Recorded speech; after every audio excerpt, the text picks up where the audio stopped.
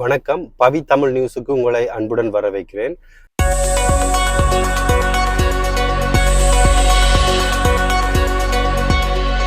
கடந்த 2-3 நாட்களுக்கு முன்னதாக வாடன்பூட்டன்பெர்க் என்று சொல்லப்படுகிற இடத்துல அதிலிருந்து ஓஃபன்பெர்க் நகரில் ஒரு 10-15 பேர் சண்டை பிடிச்சிருக்கிறாங்க.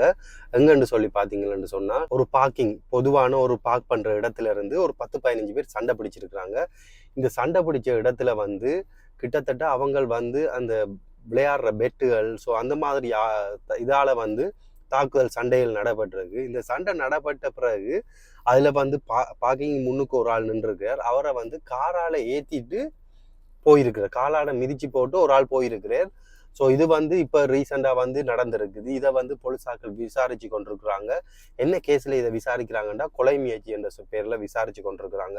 அந்த காரால் மிதிப்பட்டவருக்கு கிட்டத்தட்ட 28 வயது ஆகுது. இவர் அதில் நிற்கும் போது அந்த காரால் மிதிச்சுட்டு போயிருக்கிறாங்கன்னு சொல்லப்பட்டிருக்காங்க. ஆனால் என்ன காரணத்துக்காக இந்த சண்டை நடந்தது, ஏன் அவரை காரால் மிதிச்சுட்டு போனதுன்னு சொல்லி எந்த விதமான தகவலும் வெளிவரையில் போலீஸார் இப்போ விசாரிச்சு கொண்டிருக்கிறாங்க. போலீஸார் அதுக்கு பிறகு சோதனையிட்டு தேடின இடத்துல ஒரு பக்கத்தில் இருக்க பெட்ரோல் ஸ்டேஷன் அந்த இடத்துல போய் 2 பேரை கைது செஞ்சிருக்காங்க. அதில் ஒரு பெண்மணியும் ஒரு ஆணும் சேர்ந்து இவங்க 2 பேரையும் சந்தேகத்தில் வேரில் இவங்க போலீஸ் கைது செஞ்சுருக்காங்க. அதே சமயம் அதில் இருக்கிற சிசிடிவி கேமரா ப்ரூஃப்கள் இருக்க ஆதாரங்களையும் அவங்க தேடி பார்த்துருக்குறாங்க.